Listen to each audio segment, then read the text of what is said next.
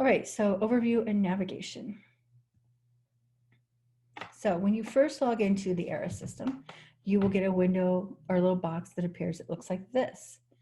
When you first, you will need to go down here and you select your institution. This, I always thought that, I don't know the reason behind this, but like this usually is just like your institution again, even though it says program, you would think like, it would, like for me, it would be OB-GYN, and then the next would be like whatever fellowship I'm looking for, residency or whatever. But it's not organized that way, and I don't know why, but usually it's, and I thought it was, oh, maybe it's for bigger systems, and now I'm in a big system and it's still not the same way, so who knows.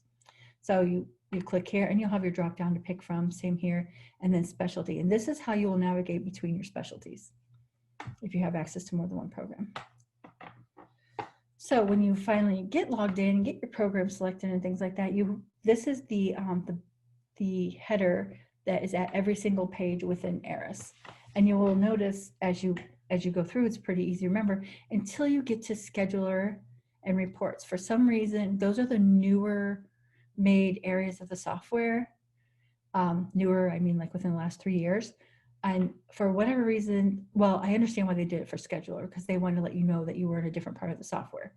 But they made it like purple, and then like, see how small these boxes are? The boxes that they made for these purple ones are way bigger. So you feel like you went to a completely different software, and you're like, how do I get back to my normal applications and things like that? It's all the same links. You even read them and they say the same things and they take you to the same places. You just, they just changed the color, so don't freak out about that. So navigating through ERAS, as you can see, I put the header down here again, and I put these horribly tacky bubble dots next to each one that refer to what they are and what they do. And of course, this is when I'm talking about that I will be going through things in detail. And so if you need to understand just one thing, you can jump to a section. So number one, so everything that's up here is things that has to do with you, your personal account within the AMC. This down here is program specific to whatever program you have selected. So number one is just the how you get to the AMC website. Number two is your personal account. This is where you can change your profile, change your settings, and then you could sign up for the listserv or just view the discussion board if you don't want all the emails. The PDWS listserv is really great. There's several listservs within ERAS, but the only one that I use is the PDWS survey or listserv, and it is really, really great. It's got a lot of great information. It is a lot of emails, so if you're really annoyed by that, sign up for the discussion board, but just don't forget to check it out every once in a while. But I honestly think, especially for newer coordinators, it has a lot of great information. Every once in a while, somebody will ask a question that honestly doesn't have anything to do with ERAS, and you're like, whoa, that's great. Right now, there's a lot of discussion going on about obviously the virtual interviews and everything around virtual interviewing. And of course, that is related somewhat to PDWS, kind of. So people aren't really stopping that conversation. Every once in a while, you get somebody that says, we shouldn't be talking about this on here. And they talk anyways. So the message center is the message center that comes from AMC to you personally. So it's usually like if your rights in the software got adjusted, that kind of thing. Sign out is just that, sign out. I do want to say everything that you see in red font up here are things that I'm not going to be covering further because it's pretty self-explanatory stuff. It doesn't really take any explanation beyond what I'm giving you right now. So so just so if you're trying to look for those, you're not going to find them. But the ones in yellow and white, you will find. And the ones in white are the most high yield for coordinators. So that's why they're different colors. But we'll sign out system. So now we're in the main part of the program. So your dashboard here is your main dashboard of that particular program that you have selected. Number 6 is your applications, where you're going to actually, that's where you're going to spend most of your time looking at applications, your filters, exports, that sort of thing. Number 7 is your scheduling interface.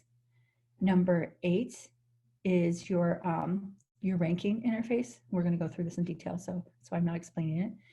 Number 9, I will not go over further in detail, but it's the reports, and these are the reports that come from AMC that that you may need that are more like, they're more generic information about like how recruitment season went as it regards to ERAS. That doesn't include matching stuff. Number 10 is previous year's data.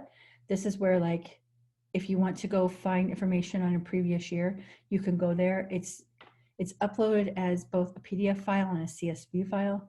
CSV file, for those of you that are not aware, is a database type file, so you can upload it to, usually people use these archives for things to do with like research and that sort of thing. So it's in a CSV file, but you can open it in Excel and save it as an Excel file. So it's not that you can't get it. I would never want to look at that data in a PDF. I never looked at it. I'm sure it's scary because every single data field that's in ERAS. A little note about this, like I said right here, no docs. When you do download that for your viewing pleasure, there are no documents attached to it, which will make more sense when we get to that part of the software.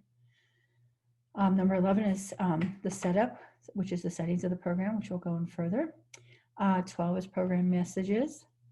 13, I'm not going to cover further because it's self-explanatory, but this is all the really important notices from ERAS. And as you can see, it's really big in this little yellow section that pops out and smacks you in the face. Like, of course, this year it's all about the cycles and how the cycles are off because of COVID. But for that's where they usually put like downtime things, and they do quite a few downtimes throughout the season. Number 14 is where you can tell which program you're currently in. If you need to change it, you just click on this hyperlink and then it'll take you back to that window I already referred to. Number 15 is how you can search somebody. So say you're like in the middle of the software doing whatever you need to do and somebody asks about, did we get an application for John Jones? And you're like, oh, I'm in the middle of looking at my stuff. I really don't want to get out of it. Well, you don't have to. If you click here to search for John Jones, a little window opens up, doesn't mess with what you're doing, and then it'll give you a list of what matches whatever you searched for, and then you can click on it and it will open up his application in another window. So don't worry, it's not going to hurt what you're doing. And then number 16 is the bulk print request, which we're going to cover more